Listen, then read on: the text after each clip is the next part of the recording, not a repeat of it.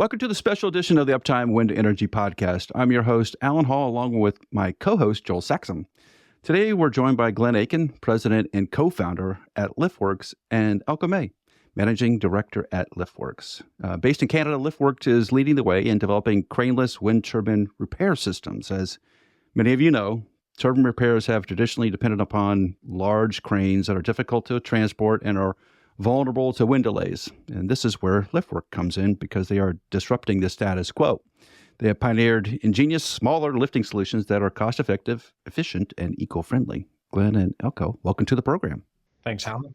Yeah, thanks very much, Al. So as we all know, doing major component exchanges is a difficult task, or doing a rotor, removing the rotor, those kind of things, usually involves massive cranes. And in the United States, and even in Europe, at times, getting a hold of a crane big enough to do the job is, one, expensive, and two, usually there's a narrow window in which you can actually get access to that crane. This is where LiftWerx comes in, and I really want to hear about. It's really a couple of different things you work on. Obviously, the gen hook and the rotor hook, but now you're into offshore. So I think that's a cool offering because there's going to be a lot of work offshore in the United States coming up, in which is going to need help. So I want to hear about what you guys are seeing out in the world and sort of how LiftWerx fills that void. If I look back 10 years, because I've been working in wind energy for around 20 years, we've seen a massive rapid growth in the size and weight of wind turbine components. We've also seen just a huge volume of wind turbines installed over the last decade, and quite frankly, crane requirements have also had to, increase just to meet the demand, both the demands in height and weight, but also just the volume demand. Myself, I came out of the heavy crane industry. I worked there since the early 90s and really started to see customers were in a lot of pain over crane costs and also crane logistics. And so we tried to come up with a solution that would solve a lot of that pain. And what we're seeing now is there's a huge transition going on, especially in North America at the moment, where we're seeing that probably 50% now of major component replacements are being done with up-tower cranes as compared to traditional cranes. I mean, it makes absolute sense, right? So you guys have developed this technology based on seeing the struggles of asset owners and other, ISPs and stuff in the world because, hey, we've got to swap this one component out. We've got a crane, over here. It may cost you $50 or $75. I've seen insurance cases where it's $100,000 to mobilize a crane, right? And that's just to get it there. And once you get it there, then it's day rate after day rate. And then if you get a little bit of wind and it's stand down. And so those are things are painful, but it also affects, the business interruption and getting those assets back up in order, getting that energy onto the grid. So it affects all of us. It's not just a little bit of a money problem for one person. You guys have developed your own solutions in-house. If you need to make adjustments, someone has a specific problem, there's a new model out or something of that sort, you're engineering it yourselves. But the way you guys got to being a company like this is seeing the pain points of the wind industry and adjusting to it. Yeah, that's correct. I mean, for me personally, I right before starting LiftWerx, I met a customer that was in a tremendous amount of pain, having just exchanged a gearbox on a GE turbine, so something that's being done every day. But he kind of walked me through the woes of this particular gearbox exchange, where it wasn't just winter time. He was on a wind farm where they had like close to 20 feet of snow accumulation over the course of the winter. So it's not just the getting the crane mobilized, it was also blowing about $250,000 worth of snow just to get the crane in there. And it goes on and on and on. And at the time I was the R&D director at Mammoet, which is a Dutch global heavy lift contractor. And he said to me, he says, Glenn, can't you figure out a way to exchange a gearbox without a big crane? And that question really had a huge effect on me. Yeah, why not?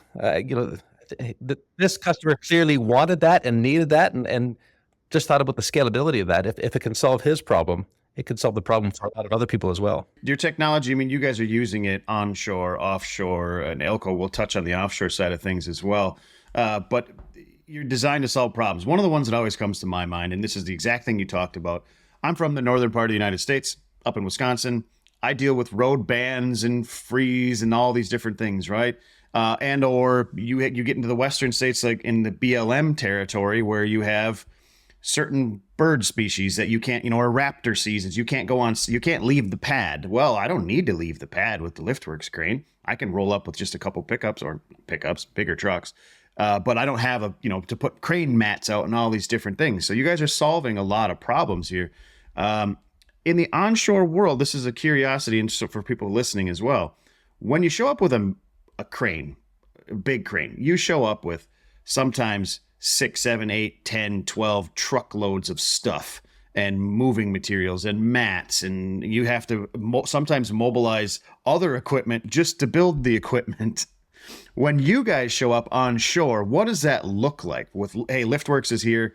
They're rolling into site. What kind of equipment do you show up with? How many trucks does it take? It also varies. Small repairs require less equipment. Larger repairs require more equipment. I think our smallest footprint is if we're just doing something as simple as a generator exchange. For a generator exchange, it's one truck, and it's a truck with legal dimensions. It's just a single 40-foot container on the back. And in that container, we've got all the tools, all the interface equipment, and all the crane equipment to exchange a generator. You don't need any permits because it's nothing's oversized, nothing's overweight, so we can just mobilize and go. And for customers, they can just call us up, and if they want that service, it's like ordering pizza. Like it really is that simple. And we just have to get a driver and hop in the truck and drive to that site. And what's interesting, when it's that minimalistic, we can drive from Massachusetts to California in 4 days, and we can still do the job more cost effectively and more timely than local contractors can do in California, just because we're coming with so little equipment and we're so nimble. For bigger repairs, like if you're doing something like pitch bearings, where the rotor has to come down, we still need a small tailing crane because you have to trip the rotor. So you are coming with a small crane, but that small crane is usually just a couple of trucks. We're coming with a lot of other ground tooling like hub stands, et cetera. So I think at the very most, like all the crane equipment up tower and down tower might be about 10 trucks. But by comparison, if you're doing it traditionally, you would be there with maybe 25 trucks or more. Like what we're seeing on really big turbines now, it could be 50 trucks. If you see some of these big crawler cranes coming with all kinds of super left counterweight and everything else, like it's for big turbines that the repairs require big cranes. And I think that's a key pillar of our business, that we show up with maybe a fifth or even a tenth of the equipment that you would need with traditional cranes, and that's true for both onshore and offshore, where you need to mobilize huge vessels, huge jackups, huge cranes to change a really small part. And but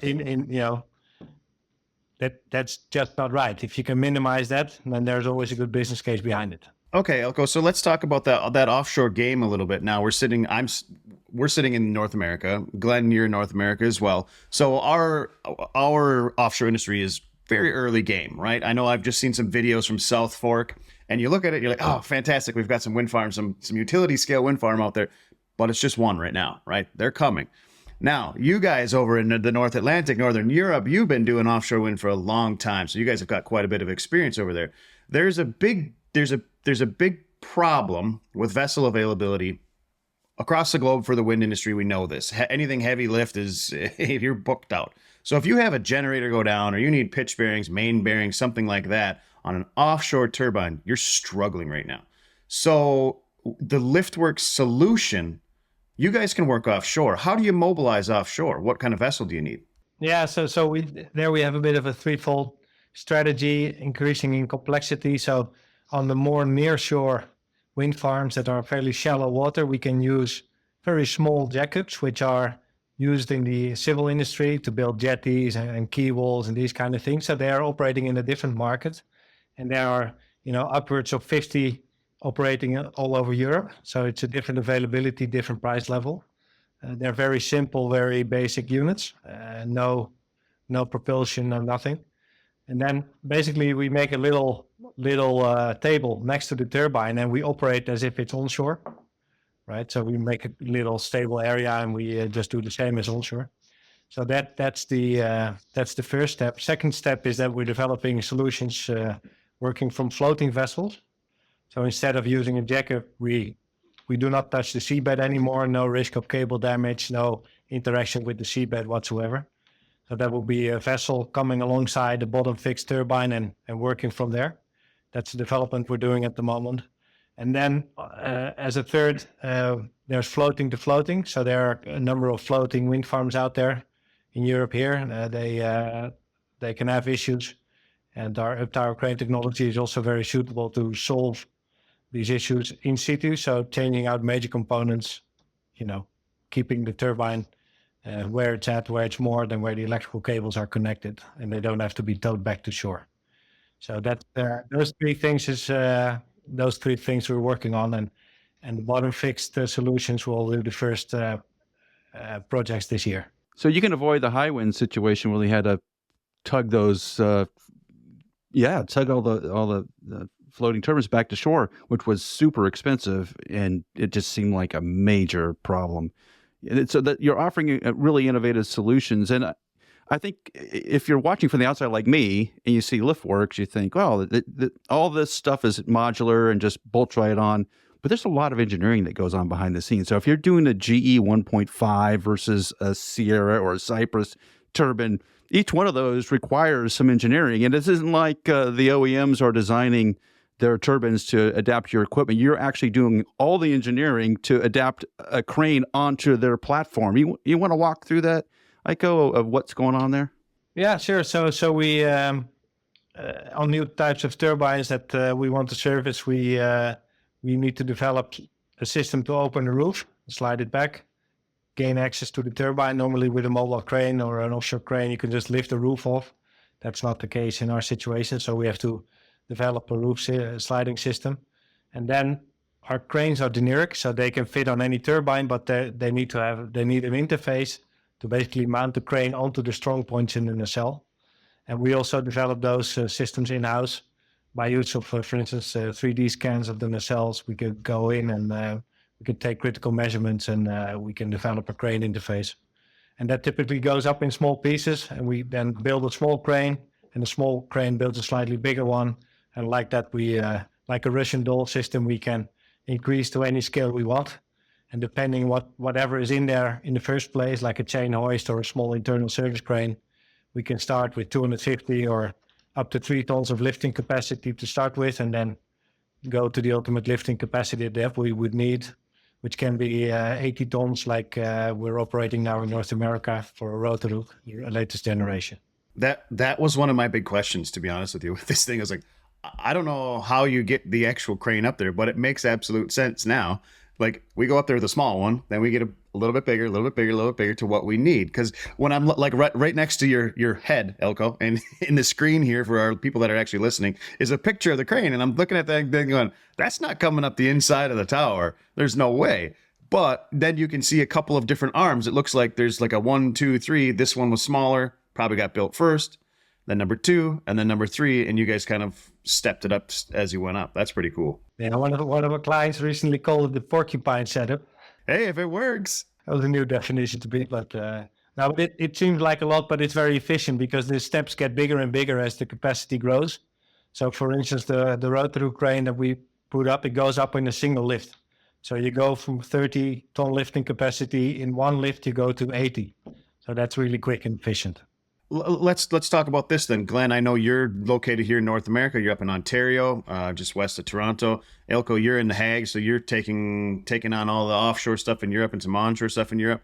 Where are you guys operating at right now? Where do you have kit? Like if someone needs to deploy, you can cover North America and Europe onshore and offshore, or where else are you guys at? Yeah, that's correct. And those are the two markets we're working in at the moment. We do get a lot of inquiries from other parts of the world, but you can't be everything to everybody. And maybe in time we will expand to other continents and beyond. And certainly in our background, we all came from global companies, so we're certainly not afraid of that. But you have to work in small steps when you're growing a business.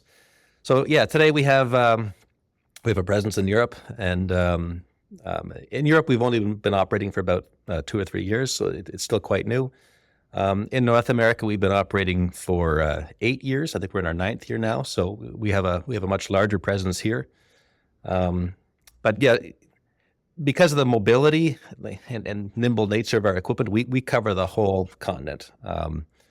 We have many teams working across North America at the moment, and we work everywhere from central Alaska down to the southern tip of Texas and east to Nova Scotia. Like you name it, we work everywhere. How many teams do you have right now? Presently in North America, we have 6. And because it's so efficient, they can really get in and out on MCEs, right? That's the whole game, is just to be quick and efficient. Yeah, that's right. Like just as an example, like one of our gearbox teams right now, they were in California. They did a few jobs there back in January. Then they're up to Montana. Now they're down in Texas. They're heading further east. Actually, they're heading to your neck of the wood down. They're heading to Massachusetts shortly. I think I know where that is. Yeah. So it's a very different model than what people are used to using if they're using traditional cranes, because traditional cranes are so large that it doesn't really make economic sense to be mobilizing them across the country. So normally they have a hub and spoke model where they're mobilizing from a central depot and they're demobilizing back to that depot. We don't do that. We only mobilize one way, and that's to get there. And then, getting out of there, that's on the next job. So not only is it a way less mobilization cost to begin with, it's only a one-way mobilization because we don't have this hub and smoke model. Yeah, let me touch on something there that you mentioned, because this is a value add for clients. I, in my past life, have been a part of a lot of insurance cases, right? And I've done them in North Dakota and South Dakota, Montana, Minnesota in the wintertime. And this is what happens in reality sometimes. Okay, you have an issue where you need a crane, right? You may need a gearbox. You may need a blade swap. You need something like that. But it is now, say, October. And in October, you're like, you're just getting some snow. Then you get some weather. Nobody really wants to mobilize a big crane from the southern part of the states in that time, because it may sit on site for a month without being able to be used because of the weather. So they're kind of scared of it. So they're like, you know what? We'll put it off. And then all of a sudden you end up with, like what you said earlier, $250,000 worth of snow, where the snow moving. And then it freezes up and they can't get the crane in there anyways. And then we get to spring. So that turbine sits down from October, right? Not spinning a lick. And then you get to the point where you're like, okay, it's getting to spring. We're tired of dealing with all these costs. Let's get a crane out here. And then all of a sudden you run into road bends. The frost starts coming out of the ground. You got another 6-week delay once you feel like the weather's actually nice. But then you got 6 weeks of delay until the frost comes out of the ground, so you can move anything heavy in there. So you end up having that turbine sit down from October to, sometimes April, May. And then the issue is not so much the damage that's done to the turbine. It's the business interruption cost, because that thing down can cost, if it was running, $1,500, depending on the megawatts, right? $2,000, $2,500, $4,000 a day in energy production. You can be crazy heights of costs for if it's an insurance case or if it's the asset owner. Someone has to eat that money. But you guys, if someone said, hey, it's October, yeah, we'll be there. We're in the United States. We're there within 4 days. Yeah. And what we see in our business, like there is no seasonality in our business. Our customers, they see LiftWerx as a solution to plow through those off seasons and to take care of the remote sites and the tough mobilization sites. And so we do all the toughest jobs. But we're also seeing the trend that you just mentioned about, leaving things down for the winter and holding off until the spring. I think that trend is on the decrease. I think there's so much demand right now that it doesn't make as much sense to do that, because you may find that if you wait till the spring, not only have you taken a hit on production, but there aren't enough cranes to go around if everybody were to save up their work and do only summer work. So we're seeing now, especially with the big owners, they are very active in the winter. They are highly prioritizing up-tower cranes in the winter for obvious reasons, higher wind speeds and more mobility, et cetera. Not dealing with snow and mud as much as you would with a traditional crane. We're busy 12 months a year. We do not hire seasonally. We are a full-time employer 12 months of the year. So if you're an MCE or someone that has worked with cranes in the past and you're looking for a new job, LiftWerx, call them.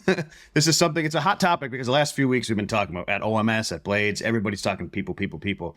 What can be done? Well, if you're a company like LiftWerx, you're not hiring seasonal. You have no shoulder season. We have never laid anybody off due to seasonality. That's amazing. You're working with the latest and most innovative technology in the business to do these exchanges. It's very safe, and you're learning new stuff, and we're continuously developing new services. So everybody that's part of our company is also part of these innovations. So Glenn, how do people find LiftWerx? How do they contact you or Elko to get a connection and to get some work done this year?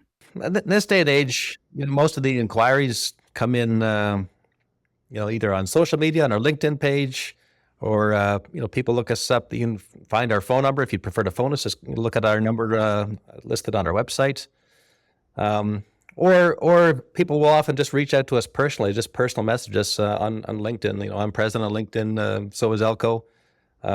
So if you want to reach out, if you have questions, you can. It's very easy to find us. And we'll put all the contact information in the show notes. So when you hear this, just look in the show notes so you can reach Glenn and Elko directly. Guys, this has been fantastic. I've learned a tremendous amount here. LiftWerx is really changing the game across the world in terms of MCE and making turbines more efficient and operating for longer periods of time. So congratulations to both of you, and thank you for being on the program. Yeah, thanks very much for having us, guys. Thanks a lot.